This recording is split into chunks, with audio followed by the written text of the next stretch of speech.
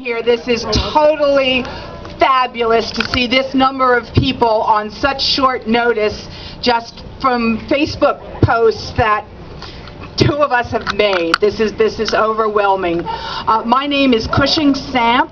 I am a citizen of Maine. I am a resident of Saco, and for what it's worth, I'm a registered Republican. My cohort is in the red, white, and blue is Rebecca Halbrook. She is a citizen of Maine, a resident of Phippsburg, and for what it's worth, a registered Democrat. We're the two who started this snowball, managed to get it pushed a little bit downhill, and then the rest of you all jumped on, and thank you so much. We don't want it to melt. I am here to channel all of those who went before, who have stood up in the face of wrong and spoken their conscience. I particularly would like to invoke Margaret Chase Smith and William Cohen, both of whom are Republicans with a huge amount of integrity, who stood up to their own party and said, no, this is wrong, you cannot continue. So in that vein, this is my declaration of conscience. I respect the right of the people for peaceful and freedom of assembly. I respect the legislative process. I respect the checks and balances that our Constitution has placed into effect. I respect the office of the governor. I do not respect the use that this governor has made of his office.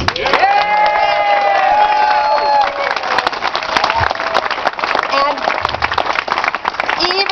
even more than that, I cannot stand idly by while this governor has allegedly taken public funds and used them to destroy a political opponent. Yeah. All of this legislative, I've observed this legislative session. At the very beginning, it seemed kind of, well, ho-hum, very much business as usual. And then the political threat started. And then an honorable public servant was forced to resign from his position. And then the vetoes, the torrent of vetoes, which have happened out of pique and mean-spiritedness. I have watched this legislature dealing valiantly and tirelessly with veto after veto after veto.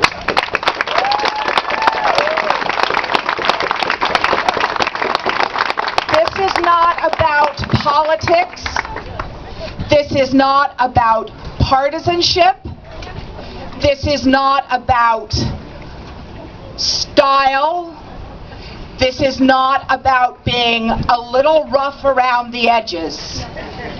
If true, the allegations against our governor are a direct threat to our democratic principles.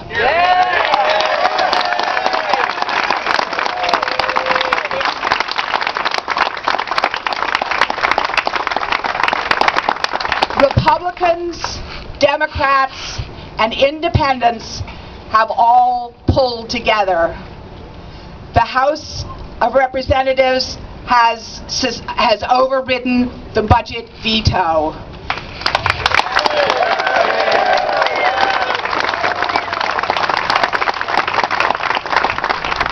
They are tired. Some of them must be very depressed.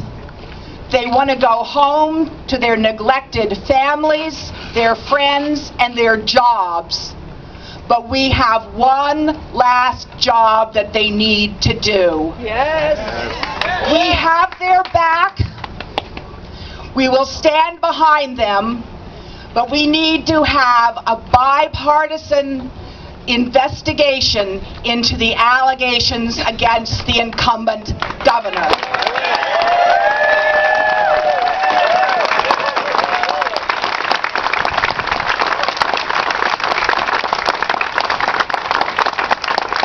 That is why I am here today. This is my declaration of conscience. All right.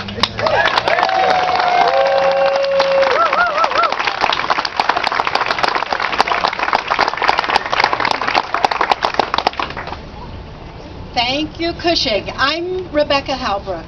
I live in... Thank you. I'm Rebecca Halbrook. I live in Phippsburg. My husband and I retired to Maine around 12 years ago. So I have had lots of opportunity to be around the state and see the great way things happen here. And I've been so impressed with the democratic process. I want to clarify one thing first, because this question has come up over and over again and came up again last night from a journalist. Somehow, some way, the impression has been given that we are a shadow group, the two of us who decided on a conversation one night over Facebook to try to hold a rally using social media and our email and our friends, our contacts, that we are a shadow group or we represent some group, a mystical group. I can tell you for sure, it's two ladies, two senior ladies, who decided to do something. We had read the media, and you do, by the way, have amazing exercise of First Amendment in your media here. The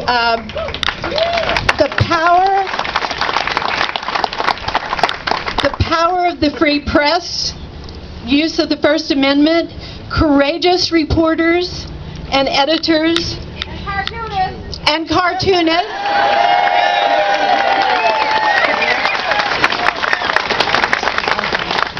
People who throw Vaseline. But to get back to the subject, we are two ladies who decided to do something. We were tired of sitting on our hands and watching things out of control, and it didn't seem that anybody else was going to have a rally, and we knew the Maine people wanted one. So what you're seeing here, without a doubt, is an uprising of citizens using people power to try to get it done, get something done. That's right. Thank you. And I'd like to actually lead a chant. I'm 68 years old, so I came up in the 60s. And we always had chants at our rallies. So if you'll please indulge me, I'm going to say, this is what democracy looks like. And if you will please join me and repeat, and we'll do that a couple of times, just to make me feel good, please. This is what democracy looks like. This is what democracy looks like. This is what democracy looks like. This is what democracy looks like. This is what democracy looks like. This is what democracy looks like. Thank you so much. Yay! You sounded awesome. So the citizens are rallying today. I'm so excited to see you out, because if we sit around and don't do anything and just whine and moan, that just doesn't get it done. And we need to encourage our legislators. They are ready to do the will of the people, but sometimes they don't know what the will of the people is. This will inform them. This will support them. This will encourage them as they go forward, hopefully, to start an investigation. Then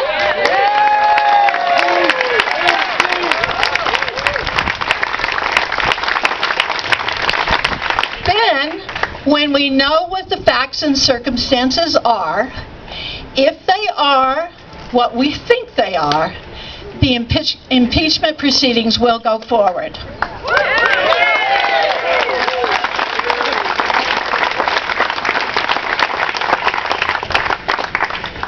So that's my message to you. I think one thing you can do when you go home is read the newspapers.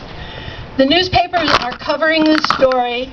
They are writing almost every day about the developments. And we need to stay informed. If we need to come back again for a second rally to do more encouragement, we are prepared to do that. And I know you're with me.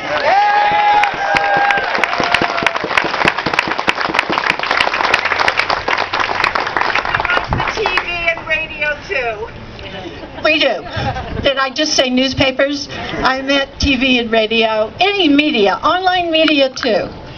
They've all been fantastic in covering this story, and I know they will continue to be. So I don't want to linger, except to make it clear that this is a citizens' movement. I have no idea who the people are in the audience. I know that you must have heard it through social media because that's the only way we had to do this organizing. And I want to encourage you. This is just two senior ladies who did this with a Facebook invitation and some emails. This can be done. We're living in the age of the internet, where people do read and they are interested. Mainers are hugely engaged in what goes on in this state, and people are reading what you post. They might not like it, i.e. on the Facebook kind of liking, but they are reading. And what happened to me with this invitation was something that any citizen of Maine could do. And I hope you will take courage from that. And I also hope that the legislature is listening as we support and encourage them to go forward with this process.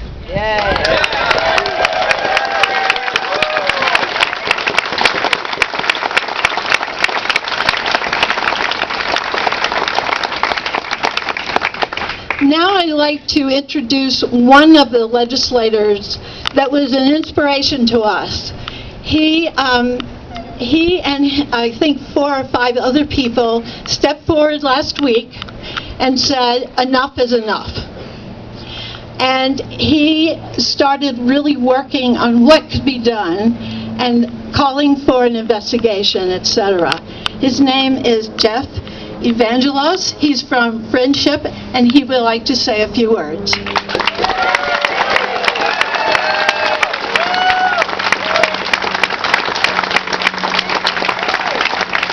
Thank you all very much.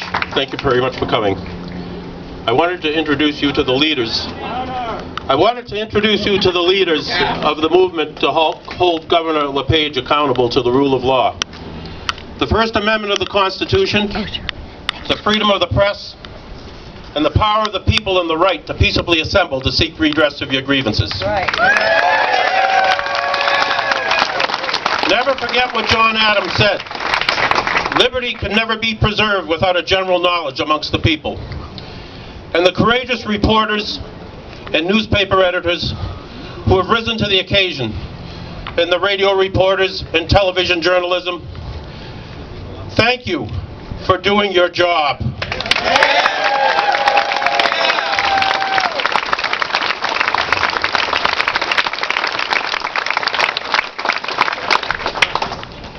Gregory Kasich of the Maine Sunday Telegram and Portland Press Herald, thank you. Matthew Stone of the Bangor Daily News, keep doing your job.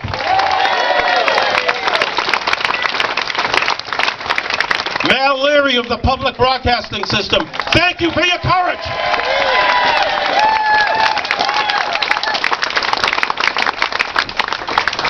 Our comments are brief today because we have important votes upstairs. Otherwise, I be in a different suit today with you. And I want you to know how important it is. The newspapers, the media, and the editors are functioning like it was 1974. They're doing their job, you're doing your job, and the legislature's going to do their job.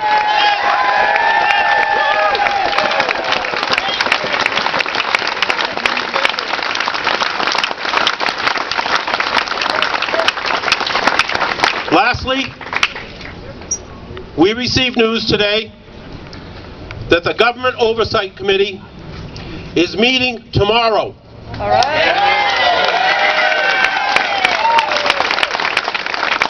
And I'm optimistic.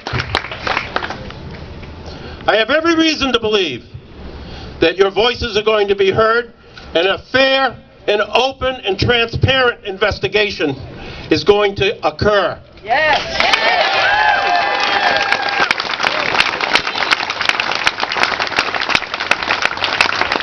And let me be clear about this.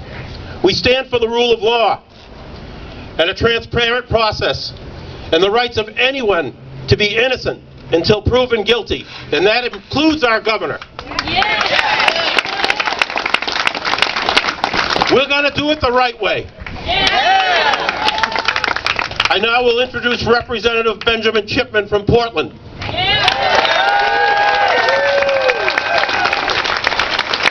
Thank you guys for being here. As some of you probably know, I'm an independent. I've been serving with Jeff here. I've been here since 2010, serving as an independent member of the House of Representatives.